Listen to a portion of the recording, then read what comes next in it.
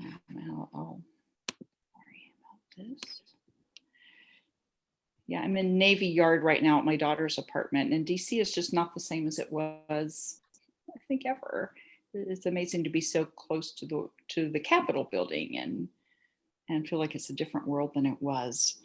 So anyway, let me start through a few of the housekeeping items just because we have so much to discuss today, and we're just thrilled to have Jay Newton Small speaking with us, and have been looking forward to this for a long time. She's incredibly busy and does amazing things, and are just thrilled that she's taking the hour to join us.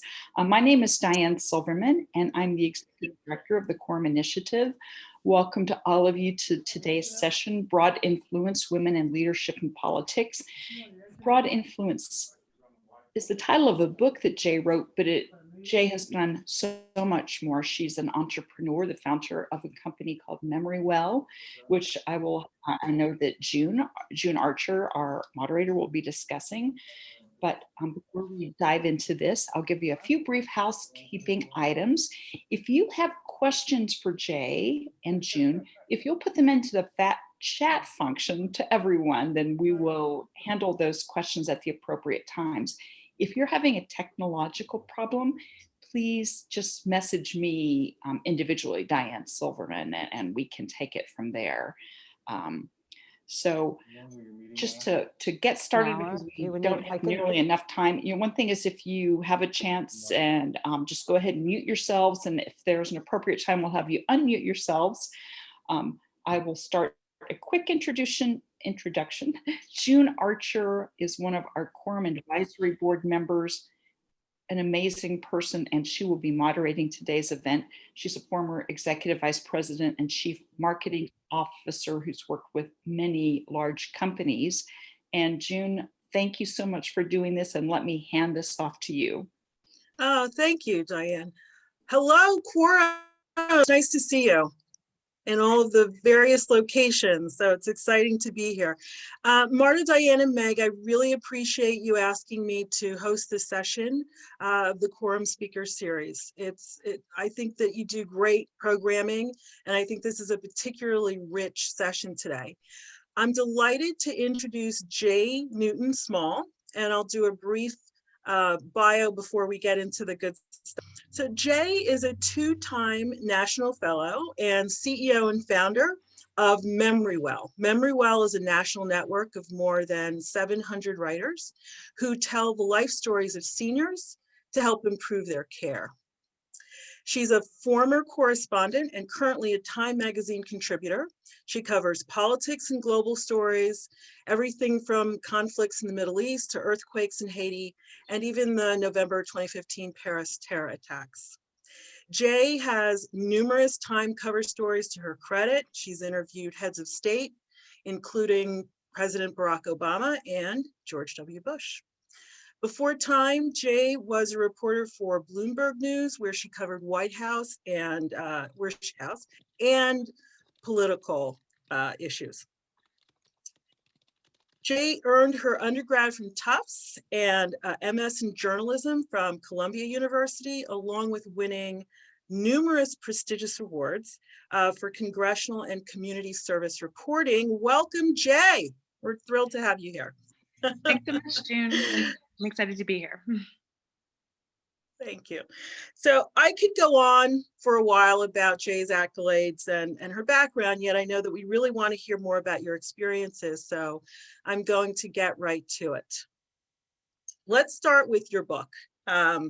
Your best-selling book, Broad Influence, How Women Are Changing the Way America Works. It came out in 2016, and there were just a bevy of comments, all of them very positive. They ranged from statements like, she demonstrates that the arrival of women into positions of staggering power will really make a difference, to Small helps Americans understand why the rise of women is not simply a matter of equality, but an economic imperative for the United States. And if you see me looking down, yes, I do have notes, so bear with me. So, after lagging behind so many countries with female heads of state, we finally have a female vice president in the United States. So I'm curious, Jay, what is your view on how women in leadership and politics have changed since you researched and wrote your book? And it's only been 4 years, but it feels like a lot of years.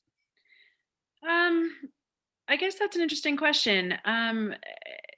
To some degree, they haven't changed that much, frankly. And I think that the path to executive office is as difficult and as fraught as it ever has been for women.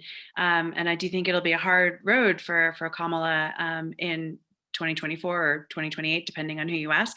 And, I think that there's the barrier to executive office for women has always been much more difficult in the United States than it has been for other offices like Congress or group courts. There are a lot of our judges are elected in states and in municipalities. And that's because those offices are viewed as collaborative offices, whereas executive office is viewed as command and control decision making. So decision making with a lot less input from others, and being able to make those decisions unilaterally. And for better or for worse, women are perceived as not as good at command and control decision making as men are. And so you often see them having to prove themselves in order to show that they're tough enough to take that call at 3 a.m. in the morning, that they're tough enough to make those decisions for the military and be a commander in chief, that they're not going to dissolve into a puddle of tears and emotions over these things. And so, for example, Hillary Clinton, when I first covered her running in 2008, she ran really as military Hillary. She ran with a lot of generals and police chiefs on the stage with her. She was ready from day one, which was her slogan. And she really sort of ran on competence.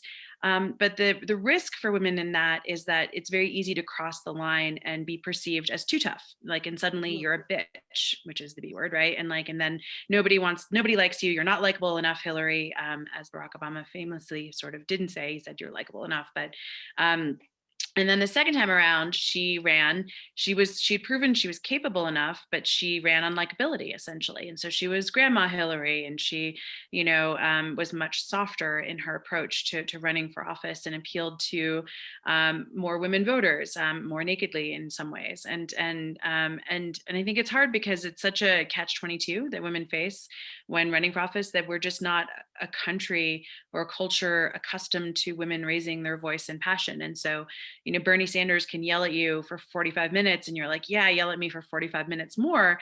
Hillary Clinton starts to raise her voice, and, Bob Woodward's like, oh my God, she's screeching. Why is she yelling at me? Mom's yelling at me.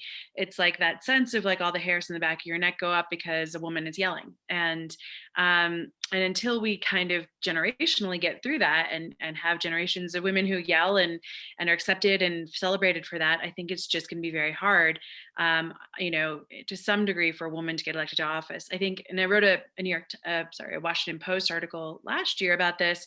The other sort of real challenge for women in executive office, and will be Kamala's, I think, big challenge when it comes to her race, whenever that will be, is non-educated white women voters. So the non-college educated white women voters, they are a very large voting bloc. They were the only voting bloc that swung from 2016 to 2018 to 2020. And you saw them, they voted for Donald Trump by an historic margin of 27 points, which was 7 points more than Mitt Romney.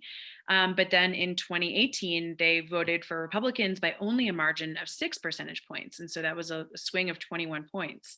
And then, in 2020, they voted for Trump, but it was by a tiny margin. Again, it was like 8 percentage points. And so by comparison, he lost a lot of those votes because women were turned off.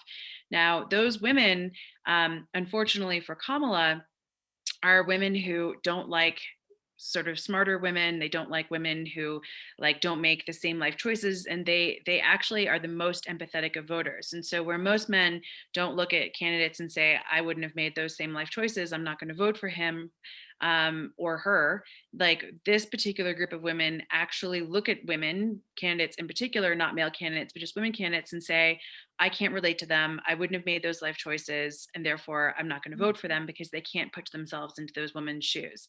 And so they vote against them because they're like, oh, they're too they think they're too much of themselves. They and they don't understand how women can be so ambitious. They don't understand how women don't have families or whatever it is, and so there's this disconnect, and it's very, very hard because you have to be, I think that oh my God, I'm having a total brain fart, but Barbara Mikulski, that's the dean of the Senate Women for years and years, used to say that you'll know that we've reached parity when unexceptional women get elected. And I think that she's true. It's true. Like right now you see not a lot of mediocre women getting elected. It's very hard as for a woman to get elected. And so because all of the women are exceptional, it makes it even harder for those non-college educated white women to relate to them. And so, and that's like a big hurdle, I think, particularly for Kamala going into the next election, is not necessarily to try to win that demographic, but to mitigate the loss. That said, and I don't want to go on too long here, I do think there has been a big increase in representation because of Me Too, because of Trump, frankly, running, being in office, that you saw in 2018, a big surge of women being elected. You saw that again in 2020. And so our numbers, our critical mass have gone up more in Congress. The places where they haven't gone up and where it's very worrisome is particularly women in the House for Republicans. They actually have declined alarmingly from a high of 23. I think they were down to like 7 at one point, which is just crazy. I think there might be back up to like maybe 11 right now, but it is really, really hard for Republican women to get through those, Tea Party primaries. Frankly, women are viewed as inherently more like willing to compromise in those kinds of offices, and those primaries are very, very tough for them. And so, and it's very hard to be able to work in a bipartisan manner across the aisle when you are trying to forge those friendships with the other women, if there aren't enough of them to work with across the aisle. Right. And so while we are, seeing record levels of female representation in Congress, it's almost all skewed on the Democratic side, unfortunately. And so there aren't those partners to reach across the aisle and work with. And things have also just become much more polarized and much more partisan. So you see, for example, women used to be like Democratic women used to be much more willing to work with like Susan Collins, but she's like, her name has become anathema right now because she voted for Brett Kavanaugh to be confirmed to the Supreme Court. And so many women just won't even touch her now because she's like radioactive amongst their Democratic women's bases. And so it's becoming, as things become more and more and more hyperpartisan, it's becoming even harder to find those relationships, build the sort of trust that I wrote about in my book, and that really formed the basis of women working together and getting things done in Congress, a few years ago. So the future seems like it's going to be quite complicated, not just for someone like Kamala Harris, but other women who want to create space, right, for different kinds of opinions and take on roles that aren't the traditional leadership roles that women have occupied. That's tough to hear, but I want to take that and move it into a conversation about women in the workforce. And it would seem that at the exact time, from a big picture, women in politics, business, and leadership, we're really getting to a tipping point and getting some critical mass. COVID hit. And when we look at some data around the workforce from the Bureau of Labor Statistics, the RAND Corporation, and some others, there are record numbers, staggering numbers of women leaving the workforce. So I'm curious, Jay, what do you make of this phenomenon, and how do you really see it impacting working women in the future? Well, I think it's, classic sandwich generation, and you see a lot of women on this sort of younger spectrum not being able to work because they have to homeschool their kids, and it's just really hard. Homeschooling a kid and doing a full-time job, it's just I think that's the most difficult thing. And you saw women really take the brunt of that. But where I think is, most dangerous, and I've been writing an article on this, for the last couple of months, I just have not had the time to finish it. And it's been about how, while, men actually statistically do about 30% of the child rearing these days, which is an all-time high, amazingly enough. And in some places like California, it's as much as 50%. And those are, and I think California millennials have really driven those flexible work hours, those teleworking, sort of before even COVID hit, because they wanted to like go to their kids' soccer games, because they wanted to be involved in their kids' lives. but where you don't see a lot of equality, and where you see, I think, more senior women being pulled out of the workforce at a really crucial time for critical mass, because these are the women who, when you get like a leader, a CEO, or a C-suite person, they're the ones who are going to help bring other women up through the pipeline. They're the ones who are going to help mentor younger women. And it's also just important to have those women, as like younger women, look up and see somebody that they want to be later on in life, that a woman has that role. And so when they get pulled out of the workforce, that's problematic on a lot of levels, to, you know, for critical mass especially. And so, and they're getting pulled out because the vast majority of senior caregiving, the parents and, you know, involved right now, is done by women. And, you know, so while you have 30% of dads taking care of kids, you know, you have more than 3/4, I think something like 70%, 75%, actually closer to 80% of all caregiving is done by eldest daughters or daughters, right, rather than sons. And so you see a lot of C-suite women being pulled out of the workforce to help care for their parents at this critical moment where they can really make a difference for other women. And it's especially aggravated by COVID, where, you know, so many seniors are at risk, and there's just this real fear for that. And so so I think that's a really big worry for me, especially like looking at, you know, women striving to reach critical mass. I think it's something that could really set us back a generation. How do you, is there any real time adjusting that women can do, or is there a way to stay connected to the workforce so that re-entering is easier? So interestingly, you know, the US, so the public sector has always been a lot better about this than the private sector. And so, you know, and one of the sort of takeaways that I had from my book that I found surprising was that, you know, that women were reaching critical mass in all three branches of the government. That at the time when I wrote the book with the Obama administration, they had reached critical mass in sort of the equivalent of managerial positions across the administration, and especially in the West Wing. They were reaching critical mass in Congress, and we arguably have reached critical mass in Congress, at least certainly on the Democratic side. And they actually were reaching critical mass in the courts. So by the end of the Obama era, 38%, 39% of federal judges were women. So you were seeing women really get to critical mass in the public sector, whereas in the private sector, they'd been struggling at like 17% corporate board representation for decades. Like they just had not moved the needle very much more than a point or two. They've been stuck at sort of less than, you know, 5% of Fortune 1000 CEOs. I think they've gotten a little bit of progress in recent years on both of those fronts, but it's still not anywhere near critical mass. And so, you know, being able to, one of the questions that I found interesting is, why was the public sector better for women? Well, there's a variety of reasons. One is that the jobs are less competitive because they pay less, frankly, A. B, women self-select into public service more than men do. And so, you know, if they're going to miss their kids' soccer games, if it's something that's going to be for systemic change, it's much more meaningful for them. 3, the path is actually easier. So if you look at like New Hampshire, which is one of the most representative states in the nation, they have like a lower house of, I mean, several hundred people representing, you know, a state of like maybe 4 million. And so it's a really small difference from running from your school board to running for your state legislature.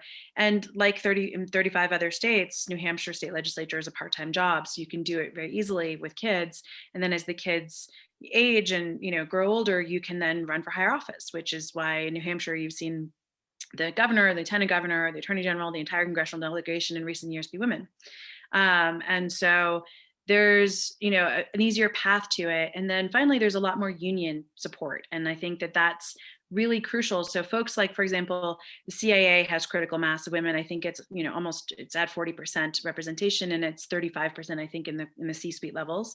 And that's in large part because, you know, unlike the private sector, where it's actually legally very fraught to include women on medical leave and on emails and keep them up to speed on, you know, their work while they're away, the CAA actually insists that the women on like, you know, family medical leave or on maternity leave have access to their secure top secret emails, that they are continue to be read in so that they don't lag behind when they take those leaves, and they're still up to par and able to come back to work like right away.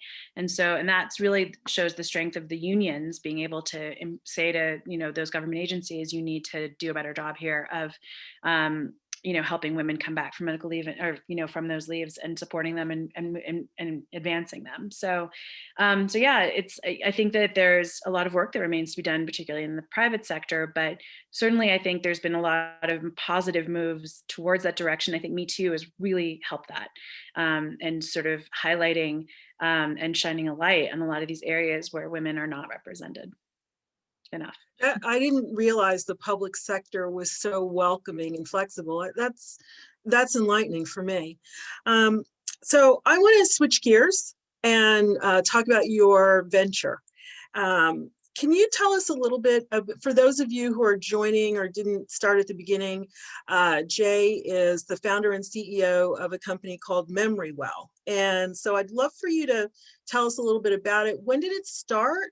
And I'm curious about what happened that drove your idea to start it. So yeah, MemoryWell grew out of my experience caregiving for my father who had Alzheimer's. And a few years ago, when I moved him into a community, my mom actually, so 40% of dementia caregivers actually die of the stress of caregiving. And my mother died of a stress-induced brain aneurysm at the age of 59 in 2011. So I became my dad's primary caregiver at that point since I'm an only child, and he was already 10 years into the diagnosis. And so I moved him into a community in like early, I want to say 2014, maybe 2013, but originally just, moved him into a community because I couldn't care for him at home anymore, and for a variety of reasons. And when I did, they asked me to fill out this enormous 20-page questionnaire about his life. And I was sitting there struggling to write down the answers to these questions, thinking, I was literally a professional writer with Time Magazine, and I challenge anybody to answer some of those questions well, like describe your parents' 50+ year marriage in 4 lines. That's like writing haiku. And like B, who was ever going to read and remember 20 pages of handwritten data points for the 100 residents there? Nobody, right? And so instead, I handed in the form blank and said, look, I'm a writer. I think it's just easier for me and easier for you if you let me write down his story. And I did. It was 1 page. I printed it out. I kind of plastered the community with it because I wanted them to get to know him. And he really couldn't introduce himself very well anymore. He was at that point 12 years into his diagnosis, but he could respond to questions still. And it really transformed his care. 2 of his caregivers were Ethiopian, and they'd had no idea that my dad had actually lived in Ethiopia for more than 4 years early on in his career with the United Nations. And they became his champions. They would sit for hours and ask him what it was like to work with Emperor Haile Selassie and what the Empress was like. And Dad loved it because he remembered Africa really well from his early 20s at that point, even if he didn't remember last week or last month or last year. So MemoryWell grew out of that experience. It really just started as like a project where I would get my writer friends to tell my dad's friends stories. And I left my job at Time in early 2017 to start the company. And so we've developed what I would call a curated marketplace where we match writers. We have a network of almost 800 writers now across the country. We work with senior living, home care, with palliative and hospice care. We're starting our first pilots with insurers and hospital systems this quarter. To basically replace large swaths of those biographical and social determinants of health questionnaires that no one loves to fill out, and even fewer people actually read, with brief, professionally told stories that people love and engage with. We also pull data from those stories. So we collect social determinants of health for the payers and providers that we work with to better inform care and to better anticipate needs as they happen. So yeah, we're really excited. We actually this week, hopefully, knock on wood, we'll be closing our seed round of investment, our first round of venture capital. And so we originally were going to raise 2 million. We're oversubscribed at 2.5, which is really exciting. Yeah, it's been a really exciting time for us coming out of COVID. COVID was kind of scary for us because most of our clients were really affected by it, but coming out of it, it's actually been a really exciting time because people, I think, even more than before, have seen the importance and the need of what we do. Elder care in this country is so complicated. And you said that you're working with healthcare providers. Did I get that right? With how has that gone?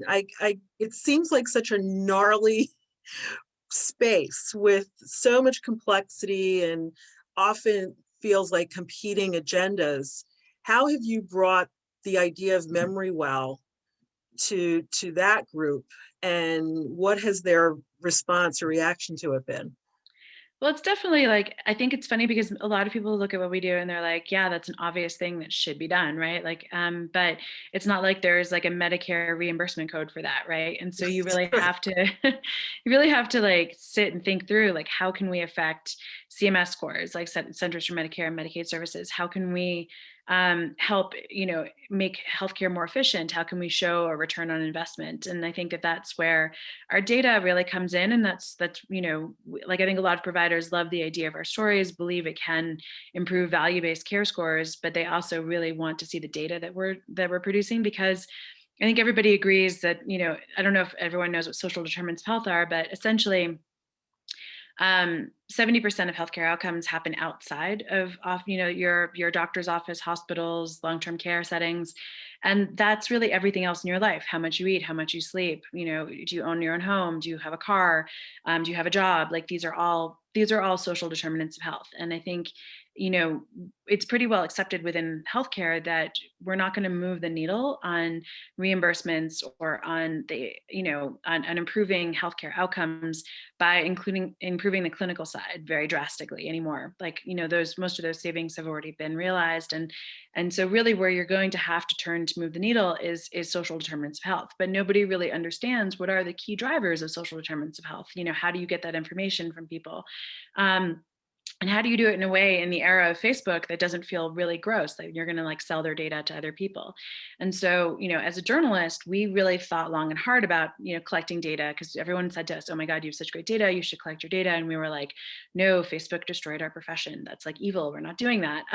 But like, we have been convinced, working with providers, working with payers, that there is a responsible way to do this. We're very, and a lot of our investors are social enterprise investors who believe in triple bottom lines. And, we're very careful with our data. We're not going to sell it to like commercial enterprises to sell you stuff. We're not going to do anything but use it to help improve your healthcare outcomes. So better inform and connect you with existing social determinants of health solutions that you might not know about, but that can help improve your life and your care, and hopefully stave off that ER visit that's down the road. You know what I mean? And so that's really where I think that the stories come into play. So, folks like Kaiser Permanente, for example, view us as a great way to better connect primary care physicians and ER doctors and radiologists and anybody in the system interacting with a patient to make that care feel more personalized, while at the same time taking that data, using it with their Thrive local program with algorithms to connect you to local resources. So if you are 3 bus rides away from your nearest dialysis center, it might offer you another dialysis center that's 2 miles farther away, but offers free Uber rides, right? Things that you might not realize that are around you. So that's how we feel we can really help improve healthcare outcomes. So this is not just about the person who's in the facility. Your company sounds like it's speaking to this of that person, their family, their caregivers. Feels like it touches a very broad range of people who are involved in the care and concern of someone who may be in a facility.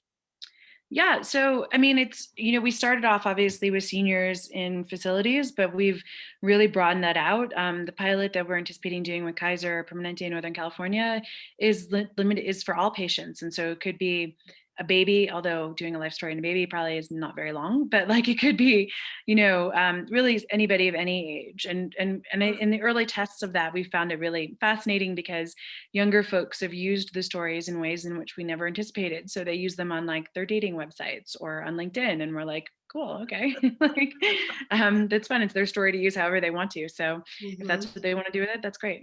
Oh my goodness, I might have to sign up sooner than I thought. Um, so I noticed you also have a content space. It's called News for All Ages. How does that fit into the whole idea? It's news for the ages. Okay, excuse me. Yes. And so, I mean, we just have like our writers came to us, we've never recruited writers, but we have had the luck of having a lot of earned media attention for what we do. And so, CBS Evening News did a piece on us, and the Washington Post did a great piece on us. And so all of our writers have found us, and they're mostly a pretty passionate group of caregivers themselves. And so they often come to us with ideas of saying like, hey, we see this happening in the caregiving space. We want to write about this. Can we write about this? And we wanted to be able to give them a venue to do that. So that's what News for the Ages is really. It's just a place for people who are caregivers who want to write about certain particular issues, can do so. Okay. All right. So it's really it's kind of a white space for those writers to put up their own content in stories that they're interested in. Yeah, I mean, we do have a few sponsors, I think like AARP and the Scan Foundation, a few others, but mostly it's just been, more so about targeted, like, giving a place and a space for our writers to write about issues that are important to them. Okay, that's nice. So I'm curious, MemoryWell has been something that's really grown out of a family story and a family passion. You've had and still have this phenomenal journalism career. Is there anything that the MemoryWell experience and starting your own company have taught you about yourself or revealed about yourself that you really were not expecting? Anything that sort of made you surprised to learn about yourself? I guess, I always thought that my creativity would come from writing.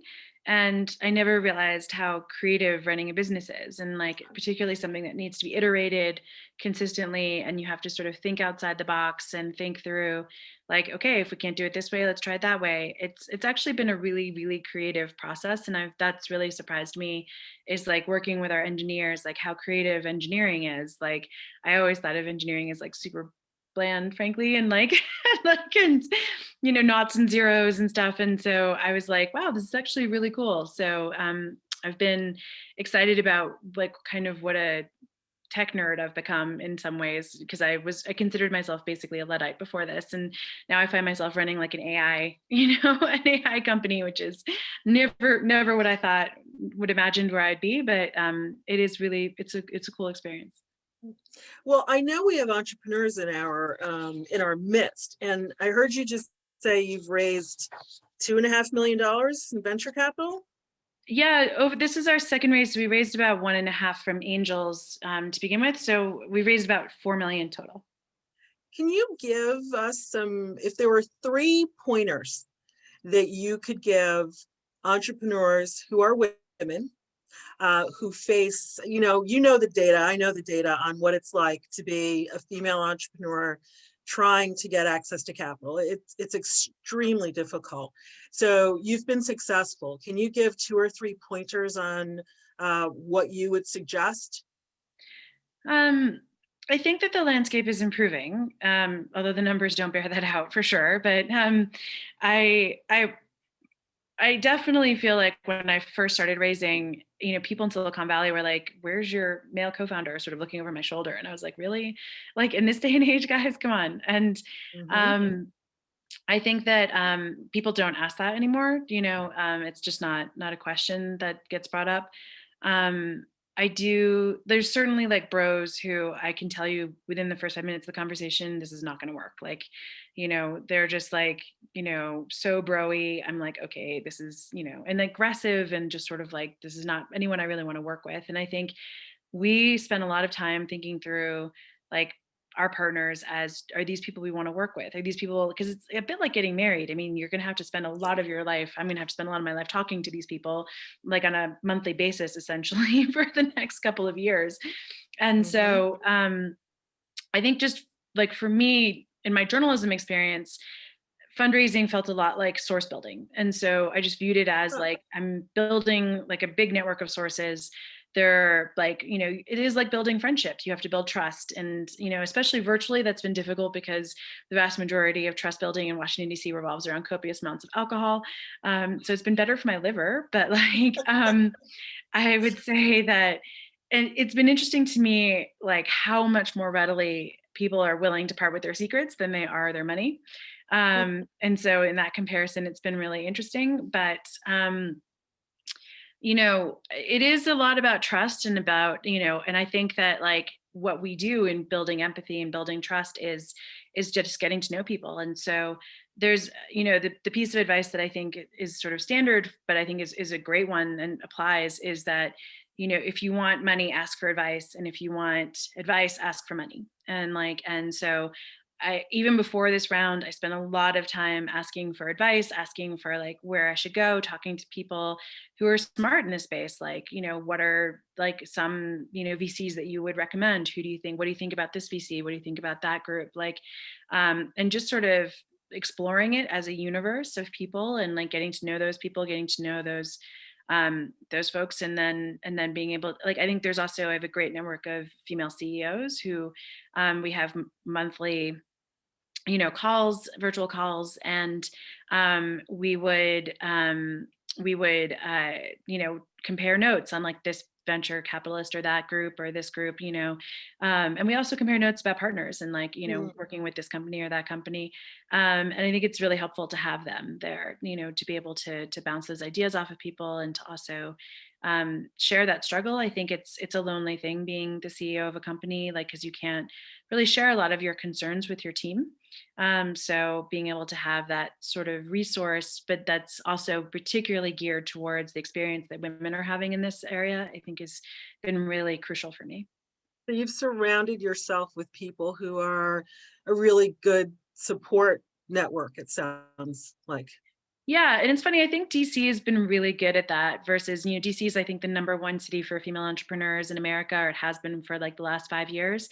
Hmm. And I think that's because DC is a city that is like built on grassroots organizing, right? So it's like this natural thing that like most people in politics, they're like, they're so used to like forming together, forming groups, that like you go to DC and there's like a group for everything. It's kind of amazing. There's like, there's like the Diplo Babes, which is like women in diplomacy, which is run by Dianne Feinstein. There's like, there's like, or Helene Cooper. There's another group that's run by Dianne Feinstein. There's like, women like Supreme Court clerks, and there's women like, Senate press secretaries, and there's women, you know what I mean? Like there's all these different groups. And they come together and they support each other, and it's very organic.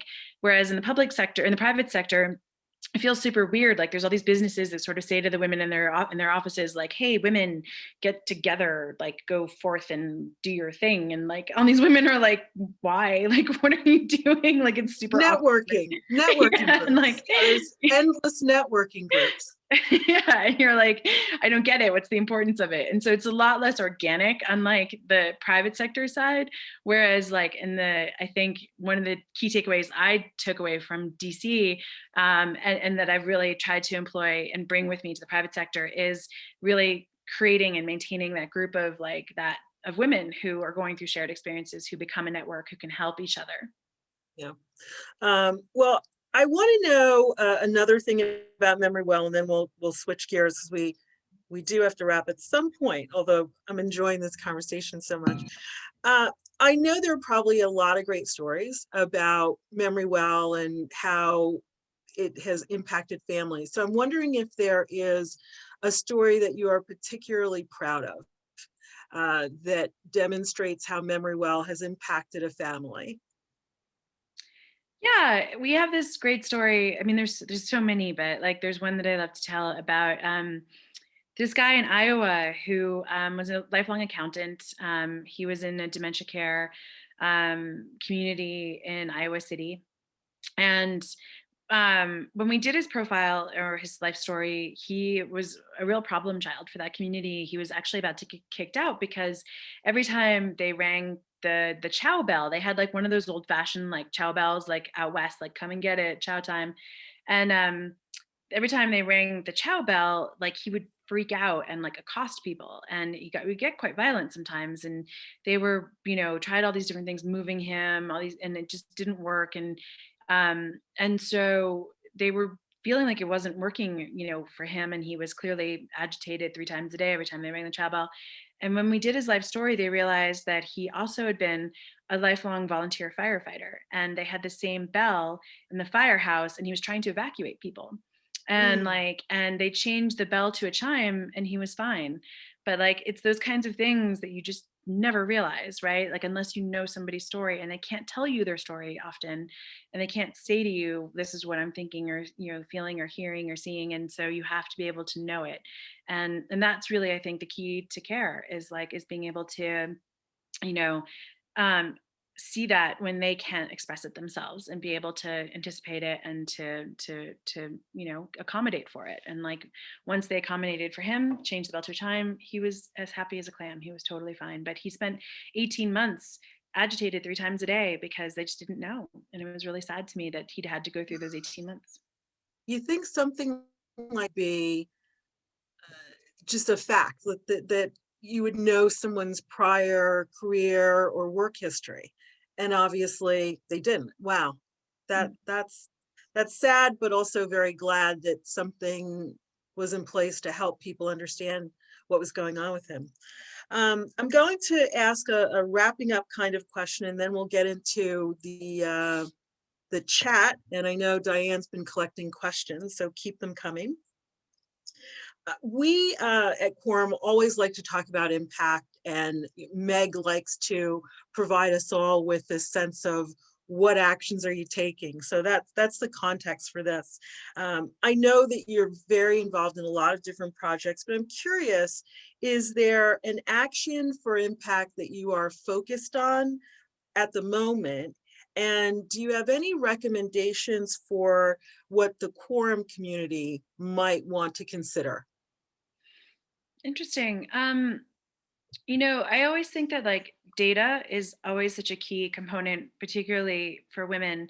And I know that like Melinda Gates has started an initiative on this. I also know that Megan Smith, who's the former White House CTO under Obama, has started an initiative on this. But I was really surprised when I was doing my book, like how hard it was to collect data on women. There's this women's bureau in the Department of Labor, and you go to them and you're like, give me data about women. And they're like, well, in like 1997, IBM was 17% women.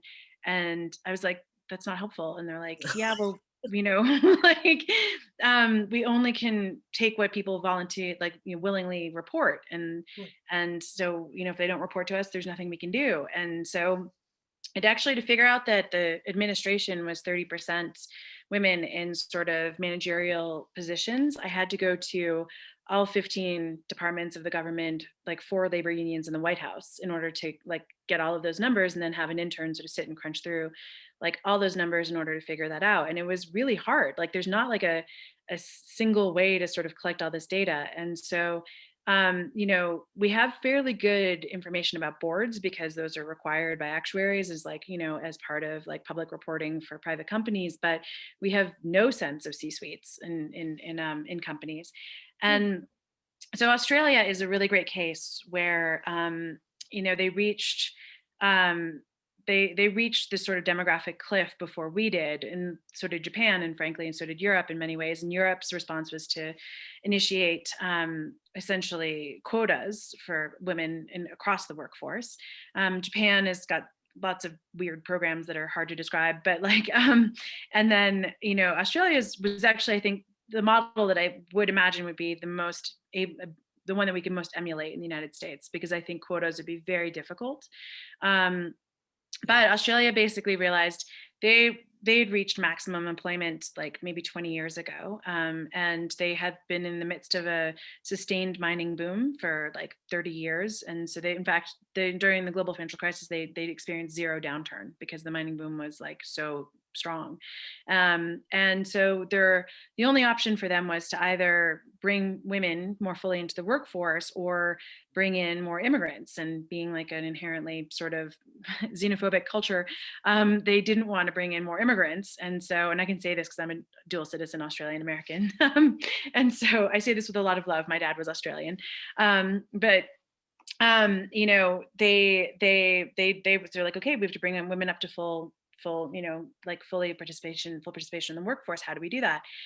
And honestly, they just decided, A, we need totally transparent reporting, and B, we need like essentially a system of shaming. And so they created a terribly named, but probably pretty apt program called Male Champions for Change. And like, but it's true that you do need men to champion this if you're going to actually have it work. You can't just assume that women, executives are going to take on the entire burden for their entire gender, and be the ones only hiring women.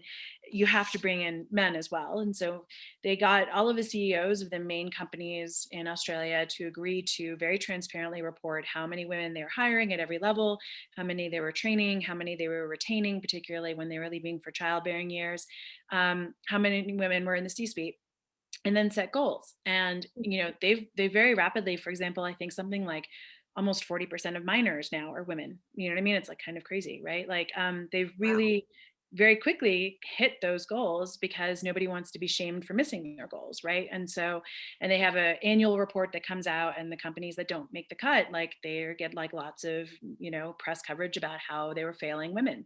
And so so it was actually really successful. And I think that we need something similar, but in order to get there, we need to be able to report like on a really basic level. To me, it's like shocking, for example, like police. I have a whole chapter on policing in the United States. And it is the most obvious thing to me in the world that like when you're trying to reduce violence, and use of force amongst your police officers in the era of Black Lives Matter, that hiring women as cops is like a no-brainer because they almost never think of like using their fists first, right? Like they always think of an alternative solution first.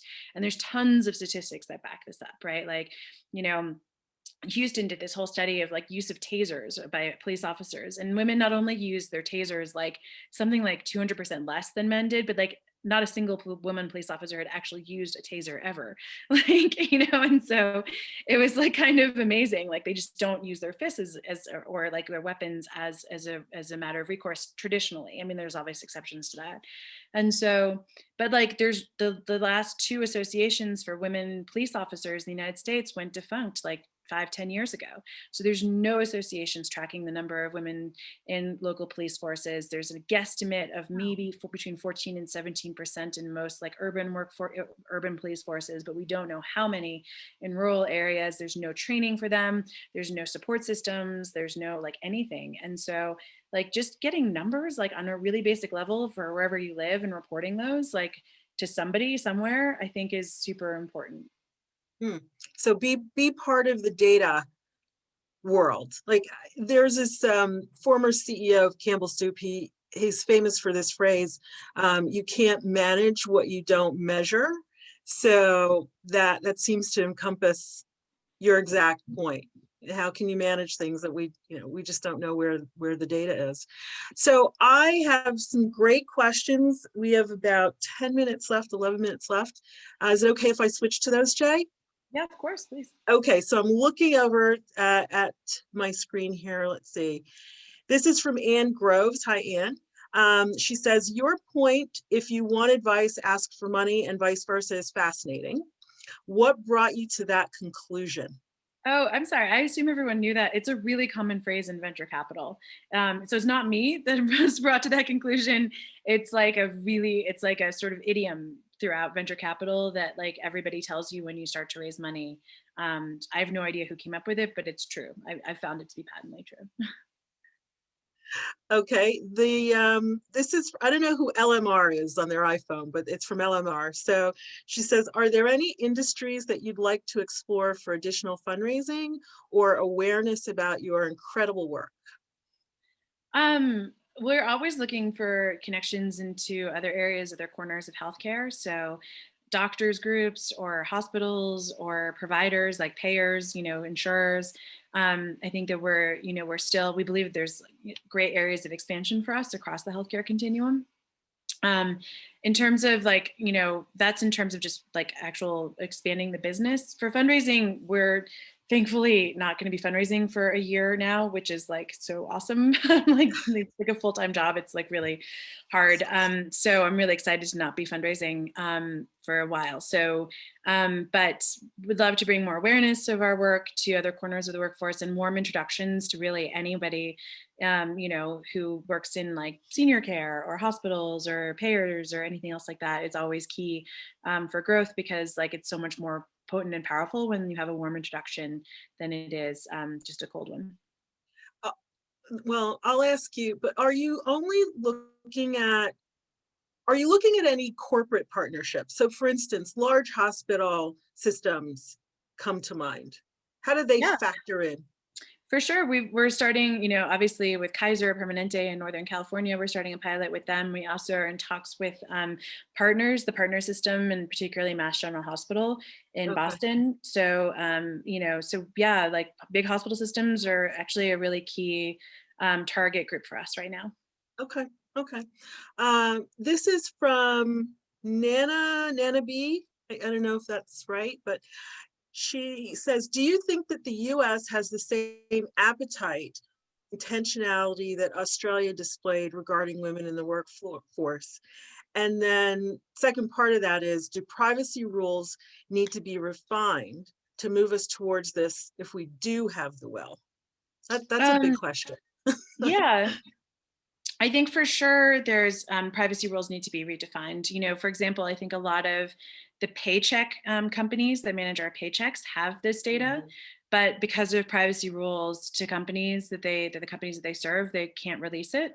And I think that if you just sort of made it public or encouraged companies to make it public or shamed them into making it public, asking them to allow these, paycheck companies to make these public, not only, in terms of like how many women they're paying, but at what levels are they being paid? Like, are they at pay equity with their male counterparts? I'm sure nobody would ever allow that, but at the very least, let's just say like how many women, you have hired, or, how many women are on your payroll, and look at those numbers. That would be a huge victory for women in terms of data. And so being able to change those rules to get that data, I think is crucial. Is there an appetite for this? Under the Trump administration, no. There was not an appetite. Under the Biden administration, very much more so.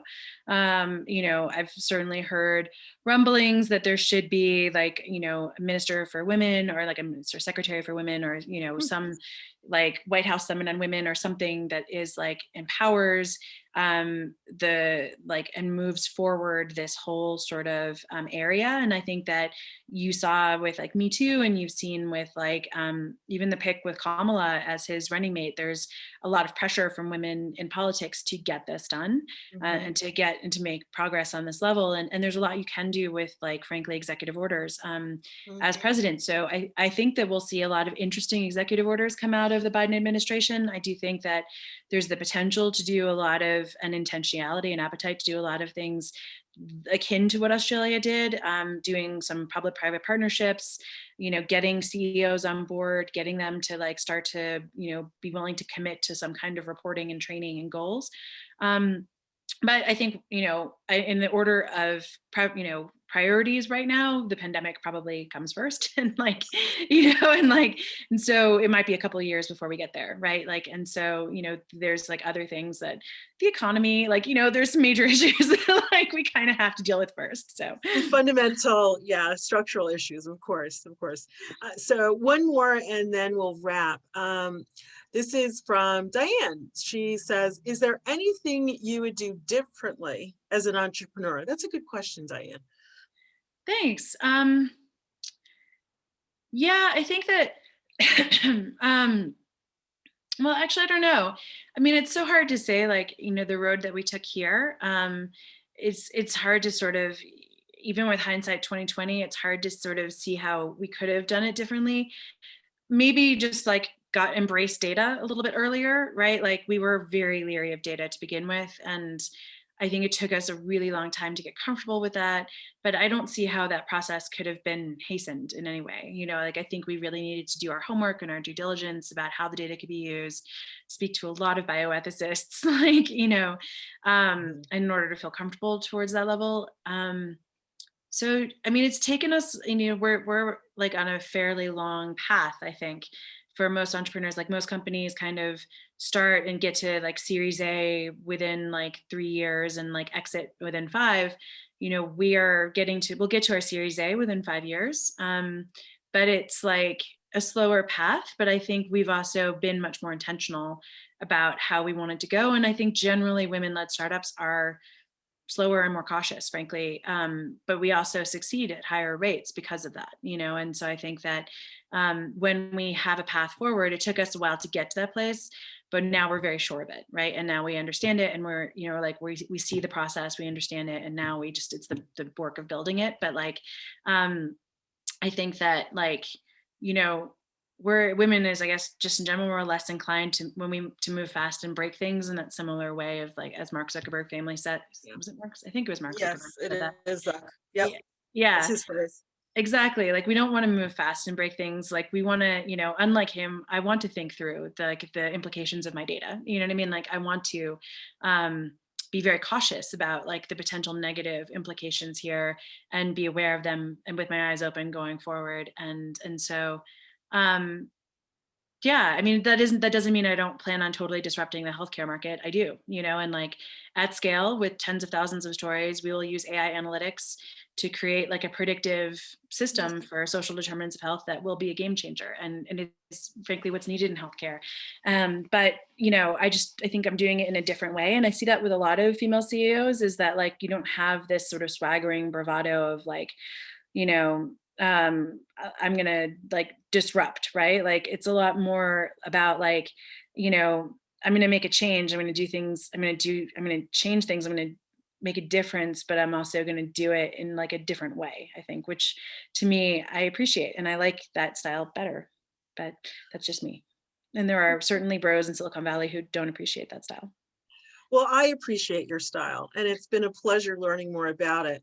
And I do hope that, Jay, you stay with the business because so many entrepreneurs find success and then exit because that's their strategy. But it sounds like you plan to stay with it, and I hope you do. Thanks. I appreciate Yes, that. you're Um, welcome. yeah, and like if anyone, wants to get in touch, I'll put my email in the chat and I'm always happy to hear from folks. And if you have any follow-up questions, and yeah, lovely to meet you all. Thank you. I'm going to flip it over to Meg to close us out. And again, this has been such a pleasure talking with you, Jay. Meg. Thank you, June. Thanks so much for the fantastic facilitation. Jay, I have to tell you that was the most remarkable hour, less than an hour actually, because there were so many topics that you touched on and weaved together.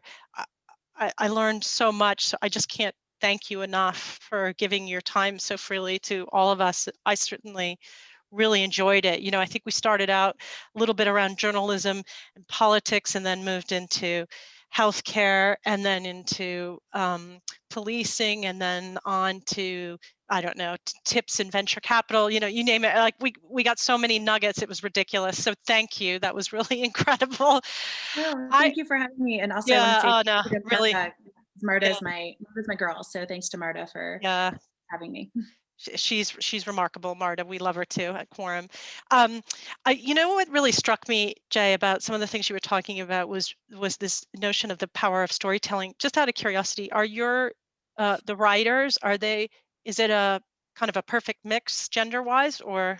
Oh, that's a good question. We actually, more of our writers are women than men. Uh, So, and in fact, a lot of our writers were never professional writers to begin with, but there were women who are coming back into the workforce who were writers, maybe studied writing undergrad, and like their right, clips are just things that they'd written for themselves. So you don't have to be published to be a writer with us. We just have to see that you can actually write, right, and yeah. like, and so, but I actually really love the fact that a lot of our writers are women coming back into the workforce and Yeah. building up their resumes. It's cool.